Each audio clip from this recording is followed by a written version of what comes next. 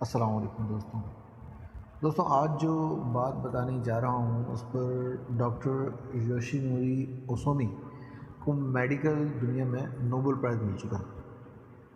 غور کرنے کی بات یہ ہے کہ روزہ یا فاسٹ دین ابراہیم میں موجود نظر آتا ہے ہمیں کافی لمبے عرصے سے، اور باقاعدہ الہامی کتابوں کے ذریعے انسانوں کو پابند کیا گیا کہ وہ روزے کا اہتمام کریں۔ اتنے پرانے صحیفوں میں اس کا علم موجود ہونا، جب کسی سائنس کا بھی وجود نہیں تھا، تو جسم کے اندر جھانکنے اور اس کے اندر کے احوال کا پتہ لگانا تو سوال ہی پیدا نہیں ہو سکتا۔ یہ ایک نشانی ہے کہ جس نے پیدا کیا ہے وہ جانتا ہے کہ کس مراحل پر کیا چیزیں انسان کی بقا کے لیے ضروری ہیں۔ اللہ تعالیٰ فرماتا ہے کہ اگر تم روزہ رکھو تو یہ تمہارے لیے بہتر ہے اگر تم جانو۔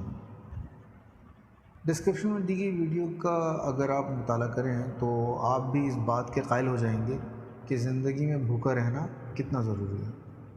اگر آپ روزانہ 3 ٹائم کا کھانا کھاتے ہیں تو مثلاً آپ 100 گرام پروٹین لیتے ہیں، جس پروٹین کے ذریعے آپ کا جسم جو ہے وہ 300 انرجی بناتا ہے، مثال کے طور پر، جس میں سے وہ 100 انرجی کو ضائع کرتا ہے اور 200 انرجی کو جسم میں دوبارہ یا پھر دوبارہ استعمال کرتا ہے، بار بار اسی کو روٹین کرتے ہیں۔ یہی اگر آپ روزہ رکھ لیں اور نہ کھائیں تو بھی جسم 300 انرجی بناتے ہیں۔ حیران کن بات ہے، حیران کن بات یہ ہے کہ 300 انرجی کیسے بناتے ہیں، کیونکہ آپ نے تو پروٹین لی ہی نہیں۔ سائنسدانوں کی ریسرچ کے مطابق ہمارا جسم کئی دہائیوں سے اس کے لیے باقاعدہ تربیت یافتہ ہے، یعنی یہ بنایا ہی اس طریقے پر گیا ہے۔ سبحان اللہ! کیونکہ اگر یہ انرجی جسم کو نہ ملے تو مسلسل خون بنانے کے مراحل، ٹشو کی مرمت اور دوسرے اتنے اہم جسمانی معاملات نہ ہوں جس سے جسم مر بھی سکتا ہے۔ یہ پروٹین جسم ان حصوں سے حاصل کرتا ہے جو اضافی مادے کے طور پر جسم میں فضول پڑے ہوئے ہوتے ہیں، جس میں مردہ سیل یا خلیے، وائرس اور یہاں تک کہ کینسر کی سیل بھی پروٹین حاصل کرنے کے لیے استعمال ہو جاتے ہیں۔ مطلب یہ ہوا کہ ہمارا جسم متوازن نظام پر عمل کرتا ہے۔ اگر آپ جسمانی مشقیں کریں تو آپ کو آرام کی ضرورت ہوتی ہے، مسلسل مشقیں نہیں کر سکتے۔ اسی طرح صرف کھاتے رہنا ہمارے جسم کے لیے صحیح نہیں ہے۔ جب جسم کا فضول مادہ استعمال ہوتا ہے تو مثلاً آپ کی جلد سے مردار پن ختم ہو جاتا ہے، کیونکہ وہ پروٹین جو مردہ ٹیشوز ہیں وہ پروٹین کی نظر ہونے لگ جاتا ہے۔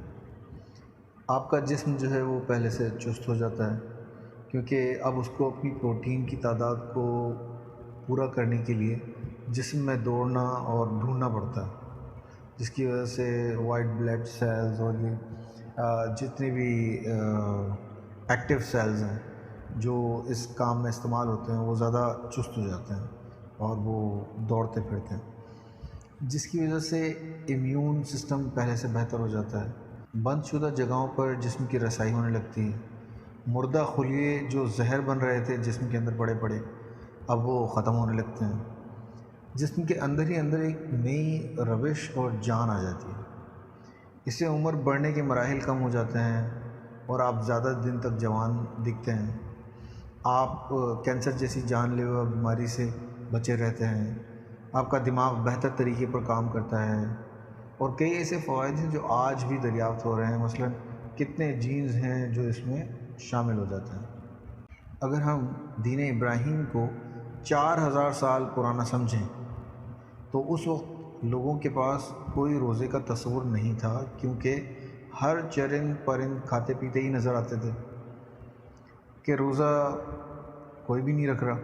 پھر انسانوں کو اس عمل کا سمجھانا یہ تو خالق ہی بتا سکتا ہے اور کوئی نہیں۔ خدا کے لیے اپنی آخرت کی فکر کریں، کہیں ان دنیا کی رنگینیوں میں قیمتی تحفہ جنت ہمیشہ کے لیے نہ کھو دیں۔ یہ عارضی زندگی چند سالوں کے سوا کچھ نہیں ہے، اس کو اللہ کی اطاعت پر لگا دیں اور قرآن کو سمجھیں اور سمجھائیں، کہیں بڑھاپے میں آپ کی نافرمانیوں کی عادت مضبوط نہ ہو جائے۔ جزاک اللہ۔ اس ویڈیو کو مزید لوگوں تک پہنچائیں اور ثواب دارین حاصل کریں۔ اللہ حافظ۔